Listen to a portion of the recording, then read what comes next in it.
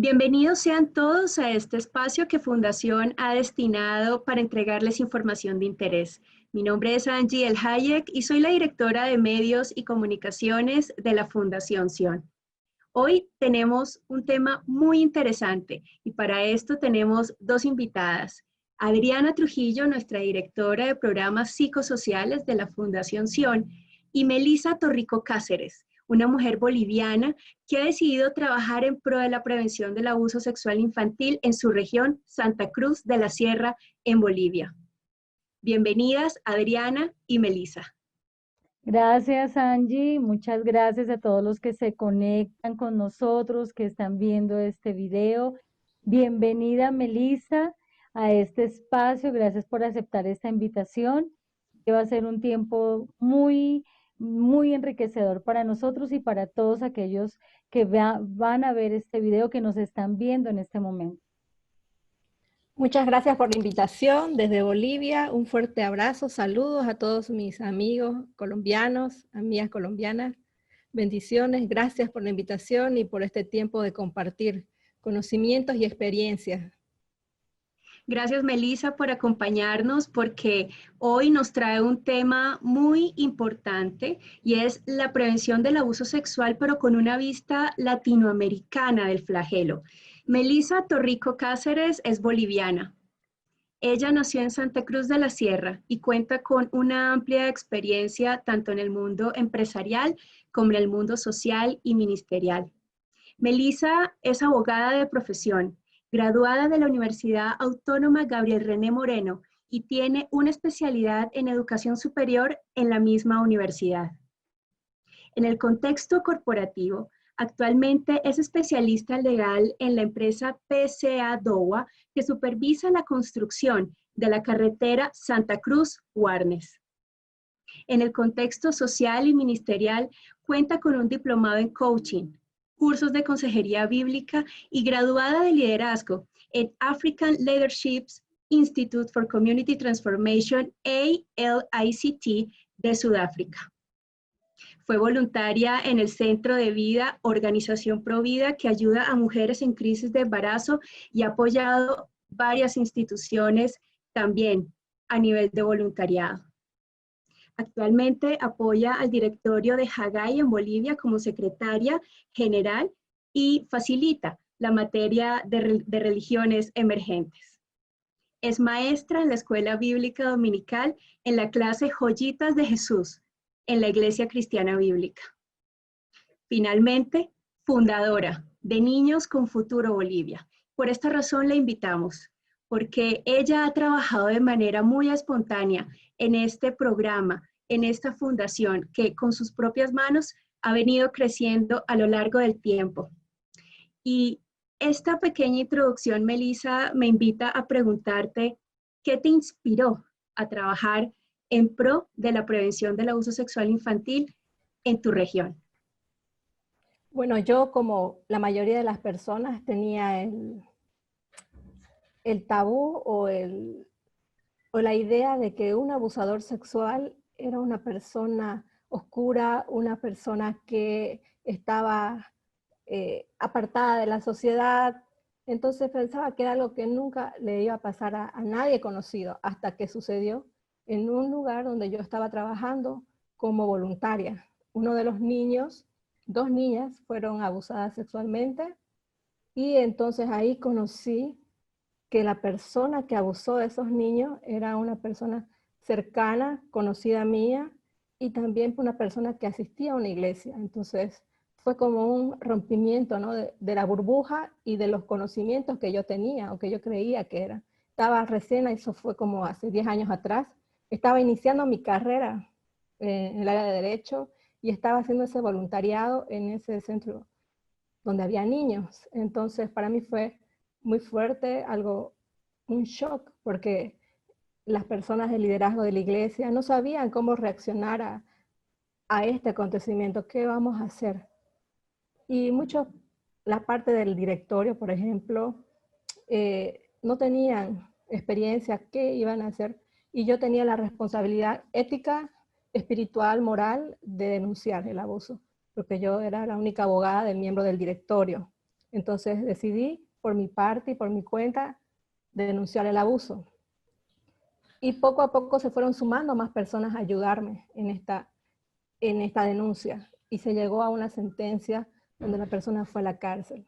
Pero fue una etapa muy difícil, porque esa persona era conocida, conocía mi casa, tenía temor de represalias, entonces tampoco quería que se entere la prensa, porque es una institución conocida, y que sea un escándalo, ¿no? Y que las niñas sufran. Entonces busqué ayuda, busqué alguien que me diga. Previamente, ya antes había tenido contacto con un ministerio que se llama de los esposos Sinali, y recibí un libro que se llama Niños con Futuro. Ese libro me dio el nombre de inspiración para la fundación, que es la Fundación Niños con Futuro. Leí el libro y ahí tuve la convicción de que tenía que denunciar, aunque no tuviese el apoyo ni de los líderes de la iglesia, ni el apoyo del directorio, ni el apoyo. El único apoyo que tuve en ese momento fue el Señor, que me puso en el momento y en el lugar indicado. Hice la denuncia, recibí después apoyo de más personas del directorio, de líderes, y poco a poco se fue llevando el proceso y se terminó con esa sentencia. Fue algo, una bendición. Hacer la denuncia fue cuando conocí lo que es esa paz que sobrepasa todo entendimiento, porque las semanas previas no podía dormir, no podía comer, lloraba, me sentía con una carga tan pesada por las niñas y por la situación, y fue realmente Dios que usó ese momento y esa etapa de mi vida para poder hacer la justicia restaurativa, poder denunciar y ser la voz de los que no tienen voz, que son los niños abusados. Fue ahí que surgió la inspiración. Yo cuando recibí el llamado dije, cuando tenga 30 años voy a empezar este ministerio. Cuando tenga todo seguro y el conocimiento preciso, y cuando tenga hijos voy a empezar el ministerio, pero no fue así. El 2010 recibí el llamado y ese mismo año recibí la confirmación que fue este caso de abuso sexual. Entonces, el Señor puso el tiempo, el momento indicado para que esto sucediera. Y en 2010 he estado, como dice el currículum, yendo a clases de consejería, capacitándome en el área, yendo a todos los lugares donde Dios me ha mandado, que ha abierto las puertas para que vaya a África, para que vaya a Estados Unidos, a capacitarme para hacer y servir mejor en el ministerio. Bueno, Melissa, muchas gracias por compartir esa experiencia con nosotros y con el público, por tu valentía y no dejar que este crimen quedara en la impunidad. Este año, precisamente en la revista Semana, se anunció una estadística que dio la directora del Instituto Colombiano de Bienestar Familiar, y ella decía que el 98% de los casos de abuso sexual infantil aún están en la impunidad. Lamentablemente, y es una de las razones por las que muchas personas temen denunciar, temen arriesgarse. Bueno, Melissa, nos gustaría que compartieras con nosotros y con nuestro público ese panorama epidemiológico del flagelo del abuso sexual infantil allí en Santa Cruz de la Sierra y en general en Bolivia. Tristemente, las estadísticas son alarmantes. De acuerdo a lo que maneja la ONU, 7 de cada 10 mujeres bolivianas fueron víctimas de abuso sexual. Eso es tremendo, porque ustedes ven 10 personas, 10 mujeres en la calle, y de esas 10 mujeres, 7 han sido abusadas. Es un flagelo muy grande que sufre mi país. Está en el ranking el segundo país en Latinoamérica que es de abuso sexual, donde más se cometen abusos sexuales. En mi ciudad es una de las ciudades que más abuso sexual hay en toda Bolivia, en Santa Cruz de la Sierra.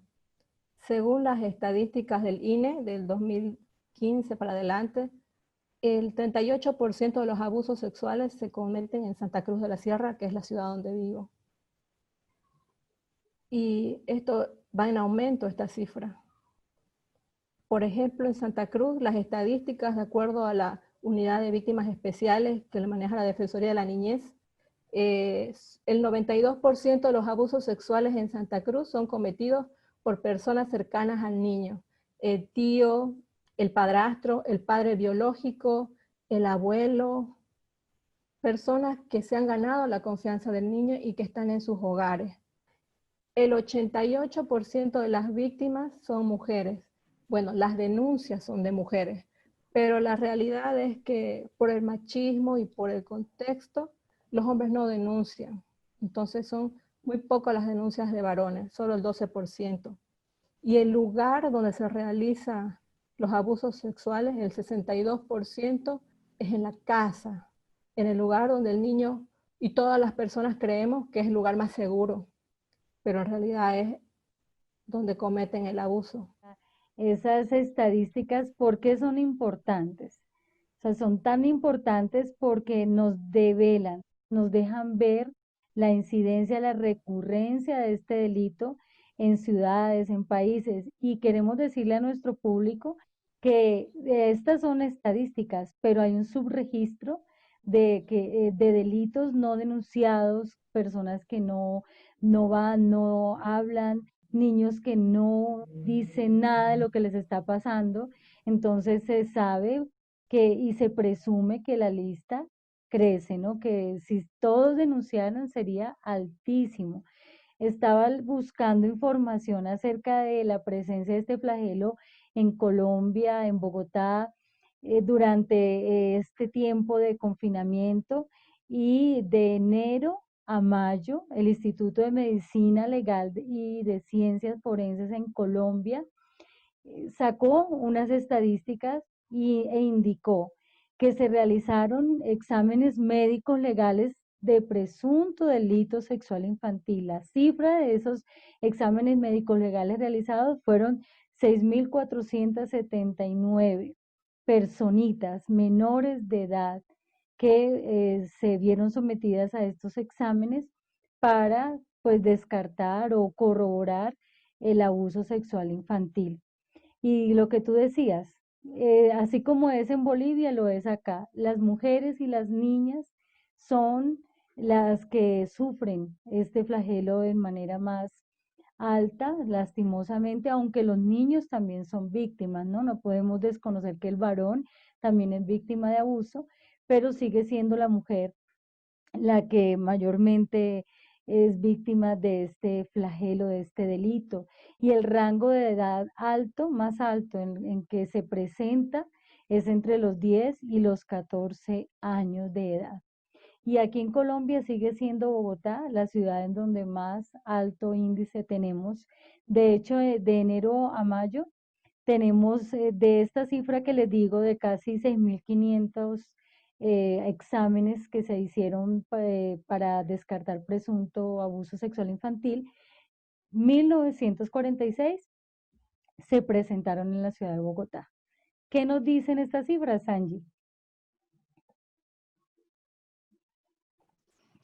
Realmente es alarmante las cifras tanto en Bolivia como en Colombia y ya específicamente en cada una de las regiones en las que estamos, ¿no? En Bogotá y en Santa Cruz de la Sierra. Esto evidentemente muestra la necesidad que existe para que los padres y para que incluso los niños que tengan esta posibilidad denuncien los casos de abuso sexual infantil. Eso quiere decir que nos falta aún más trabajo en el ejercicio de la prevención y que las familias sean conscientes que ninguna está exenta en que esto pueda pasar al interior de su hogar. Y Melissa, ¿cuáles son los retos que has tenido al trabajar con la fundación en estos temas? ¿Cuáles han sido los retos desde que la empezaste? El principal reto es la falta de interés de los adultos en capacitarse, porque yo también creo que es el mismo problema que tenía yo, ¿no? Del mito de que los abusadores sexuales son locos, pervertidos, que están en las calles acechando a los niños y que son fácilmente detectables y que son personas que están alejadas de los niños. Pero esa no es la realidad. La realidad es que hay personas cercanas a la familia que están buscando cometer ese flagelo con el niño en casa. Puede ser el vecino, puede ser el tío, puede ser el abuelito. Entonces tenemos muchos mitos y tabúes en nuestras cabezas que no nos dejan recibir esa información valiosa. Por ejemplo, doy los talleres de prevención en los colegios. De 80 padres que se les ha invitado, solo van 20 padres. Entonces ellos no ven como un problema, como una situación de emergencia, porque esa es una emergencia en Bolivia y en Latinoamérica, el abuso sexual. Entonces, como no ven y no tienen la información correcta y adecuada, no pueden ver el abuso, aunque se esté cometiendo en sus narices, por la falta de conocimiento, no ven, no pueden detectar, no pueden parar el abuso, porque ellos no saben qué van a ver. Ese es el principal problema.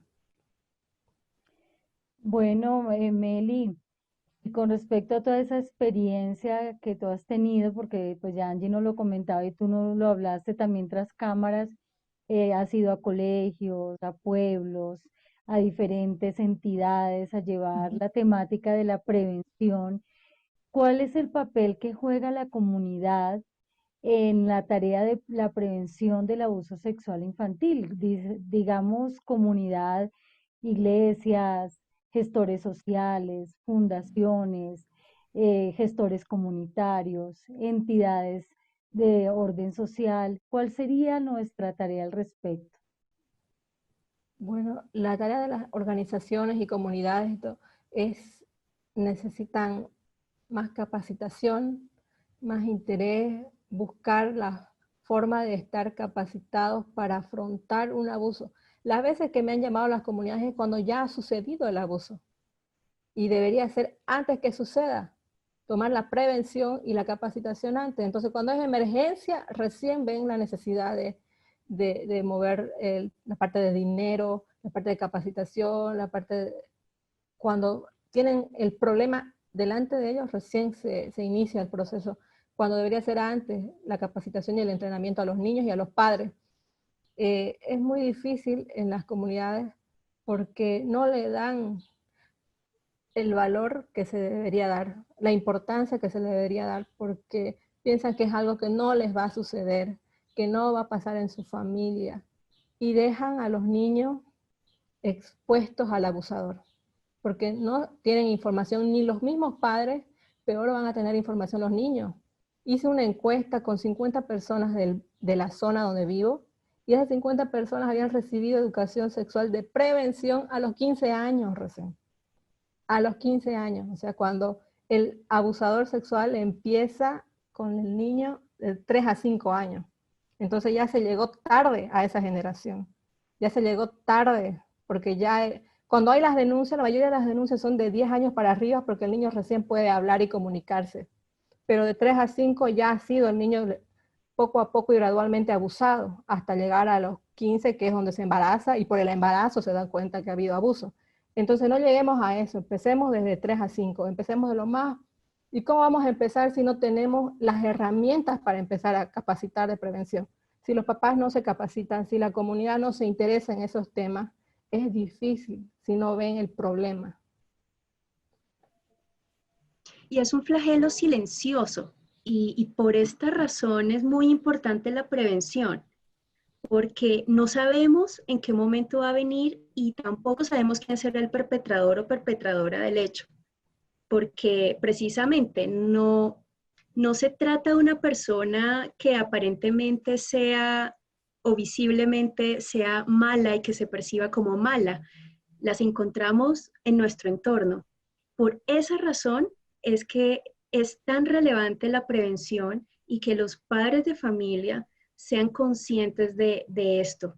Y quisiera también manifestar lo importante que es que fundaciones y organizaciones como Niños con Futuro de Bolivia y Fundación Sion trabajen de la mano, porque no es solamente un flagelo que nos afecta en un solo país y en una sola ciudad, es a nivel mundial. Y no estamos hablando pues acá de Europa ni de otros continentes, solo estamos enfocándonos en Latinoamérica y en el caso específico de Santa Cruz de la Sierra en Bolivia en este momento y nos damos cuenta que las estadísticas sobrepasan todo entendimiento. Así que quisiera conocer hacia dónde va la Fundación Niños con Futuro, Melissa?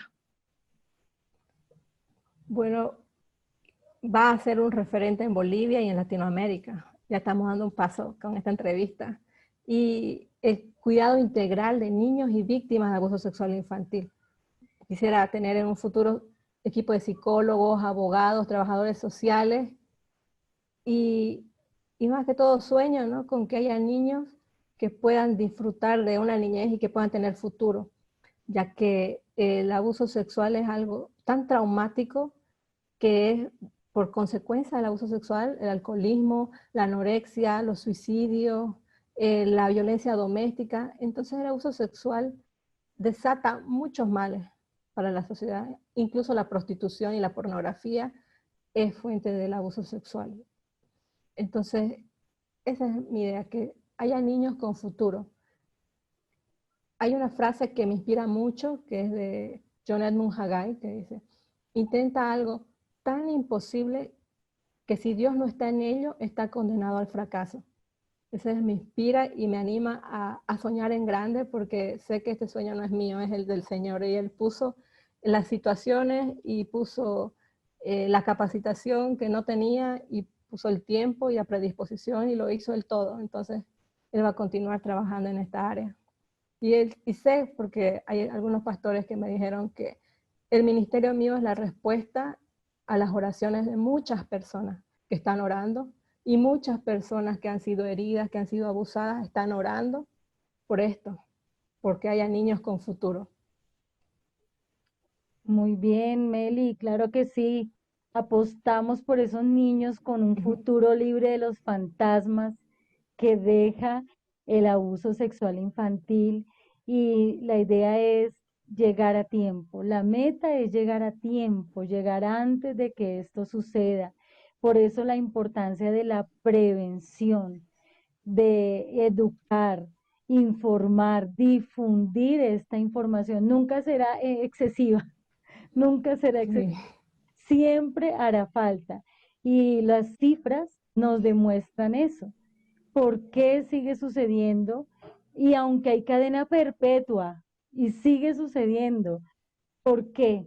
Y si estamos en una generación posmoderna tan supuestamente educada, sigue sucediendo y hay tanta ignorancia en el tema. Entonces, les invitamos a que se unan a hacer esa voz por los niños, llegar a tiempo, llegar antes. Lo que tú decías, Melissa, es nuestra misma necesidad.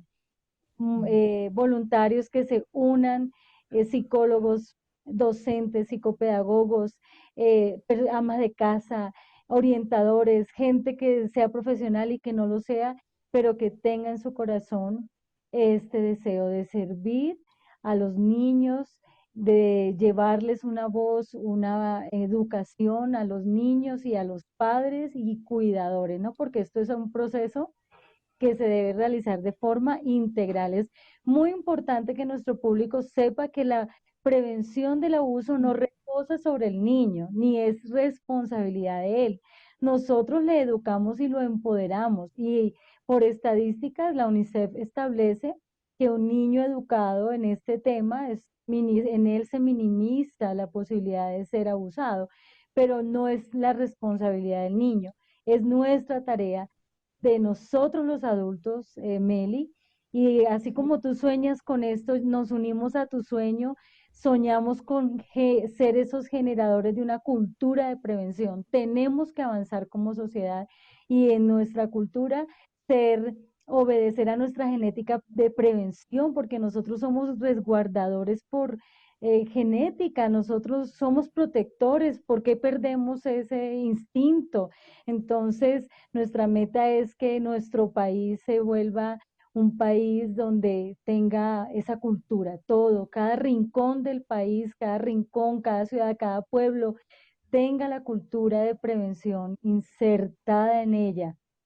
Y así que esto sea un movimiento, Bolivia, Colombia, Niños Futuro Colombia, Fundación, y que se nos unan más fundaciones y entidades, y nosotros nos uniremos con otras entidades para generar un movimiento, y de ese movimiento se genere una cultura de prevención en medio de nosotros.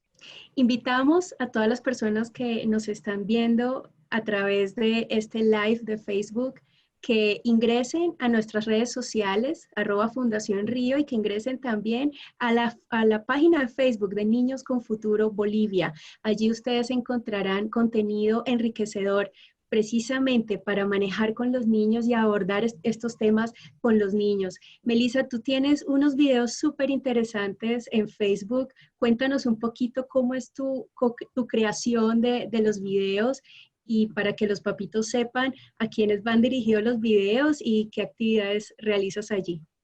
Los videos son más que todo para realizarlos entre padres e hijos. He hecho videos cortos por el confinamiento que estamos viviendo en Latinoamérica y entonces todos los niños necesitaban algo que hacer y qué mejor que enseñarles prevención de abuso sexual infantil con cosas que ellos tengan en casa, peluches, recortes de periódicos, revistas. Entonces se puede trabajar la prevención sin mucho presupuesto, no necesita tener mucho dinero, con lo que hay en casa, también hasta incluso con la ropa, al momento de doblar la ropa, enseñarle al niño todo lo que está dentro del calzoncillito o de la ropa interior, todo eso es parte privada. Entonces, con cosas sencillas se puede enseñar mucho. También, por ejemplo, ponerle un cierre en un peluche, costurarle un cierre para que él aprenda a no guardar los secretos malos. Entonces, con eso hacemos la parte de entrenamiento y capacitación al niño sin que él se dé cuenta, porque esa es la idea, enseñarle jugando, que él ni se va a dar cuenta en qué momento aprendió, pero aprendió. Vale la pena resaltar que Melissa tiene un material dirigido especialmente a entre edades de 3 a 5 años, niños que se encuentran en ese intervalo. Entonces, invitamos a los papás a que consulten esa página y que esperen nuestro próximo video, porque en nuestro próximo video Melissa va a dar unas herramientas para los papás que tienen niños comprendidos en esas edades, ¿no? Entonces, pues estamos a la expectativa, Meli, de lo que viene, de lo que vamos a poder aprender de ti, todo en pro de los niños, todo en pro de que ellos sean protegidos y de dar esa granito de arena de educación a los padres, madres y cuidadores. Así que muchísimas gracias por estar con nosotros, por edificarnos, compartir tu experiencia, estas verdades que se quedan con nosotros, y sé que el próximo video va a ser también muy enriquecedor. Quisiera, Meli, que nos regales un mensaje para los padres de familia y cuidadores que nos escuchan, que están en Colombia, que están en Bolivia, en Latinoamérica, en Norteamérica, porque este es un video que se va a difundir por muchos lugares. Por favor, regálanos un mensaje para esos padres y cuidadores. Ay, es el principal que un padre tiene que saber es que no delegue su responsabilidad, su paternidad de padre a otras personas. Interésese genuinamente por sus hijos, por sus pequeños. Créale a sus niños. Abrace a sus pequeños. Abrace. Ellos, ¿cómo van a diferenciar un abrazo bueno de un abrazo malo, de un toque malo, si usted no los abraza? Entonces usted abrace a sus pequeños, abrace a sus niños, sea el adulto confiable que él quiere.